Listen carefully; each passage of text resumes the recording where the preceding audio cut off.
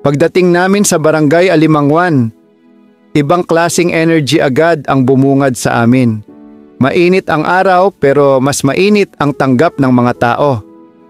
Kahit bagong lugar para sa iba sa amin, ramdam ko yung pagiging welcome ng komunidad. Parang sinasabi nila, buti nandito kayo. Hindi na kami nagpatumpik-tumpik pa. Agad naming inihanda ang lahat ng kailangan para sa job fair, free mechanic service at community service na handog ng Mitsukoshi Motors, Incorporated 88 MC in San Vicente. Habang inaayos namin ang mga tent, mesa at mga motor na dala namin, naririnig ko ang huni ng dagat sa background. Nakakagaan ng pakiramdam.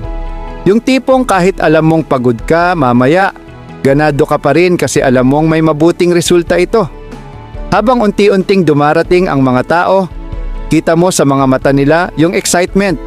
May mga interesado sa trabaho, may mga gustong ipaayos ang motor nila, at syempre, may mga curious din kung ano ang hatid namin ngayong araw. Dito mo talaga mararamdaman kung gaano kahalaga ang teamwork. May mga staff na tumutulong sa job fair booth.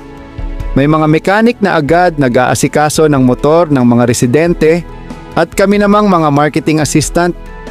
Nakangiti, nakaabang, handang tumulong at magpaliwanag sa bawat lumalapit. Sir, ma'am, good day po. Welcome po sa ating program. Yan ang paulit-ulit naming bati sa bawat dumadaan. Masarap sa pakiramdam yung simpleng bati na sinusuklian ng ngiti. Habang ina-assist namin ang mga customer, may halong saya at pagod. Pero yung pagod, nawawala kasi kita mo kung gaano sila natutuwa. May mga nagpapasalamat kasi natulungan silang maayos ang motor nila ng libre. May mga nakangiti kasi nabigyan sila ng pag-asa sa trabaho. At may mga kabataan ding namamangha kasi di lang kami basta nagbebenta ng motor. May puso rin ang serbisyo namin. Siyempre, hindi rin mawawala ang mga taong bumubuo ng programang ito. Siyempre, saludo kami kay Sir Arvin, ang aming pogi at masipag na junior area manager na nanguna sa buong activity.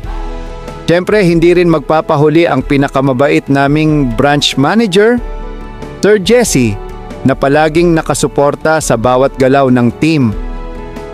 At ang dalawang mahusay na mechanic namin na tina Sir Ariel at Sir Jerome.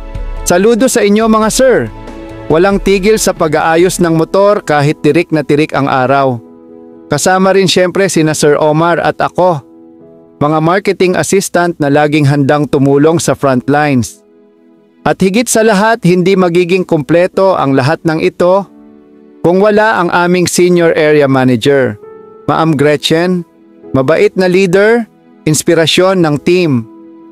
Habang tuloy ang event, maririnig mo ang tawanan ng mga tao, may nagkukwentuhan, may nagpapasalamat, may mga bata pang naglalaro sa paligid. Parang isang maliit na fiesta ng kabutihan. Simple pero makabuluhan. At habang pinagmamasdan ko ang paligid, napaisip ako, ganito pala kasarap pag may ginagawa kang makabuluhan. Hindi lang trabaho, kundi tunay na serbisyo. Lahat ng pagod sa biyahe, init ng araw, at pawis, napalitan ng ngiti, taya, at fulfillment. Sa puntong ito, masasabi ko, ito ang dahilan kung bakit sulit ang bawat araw sa trabaho namin. Hindi lang kami basta nagbebenta ng motor. Nagbibigay kami ng serbisyo at ngiti sa bawat komunidad.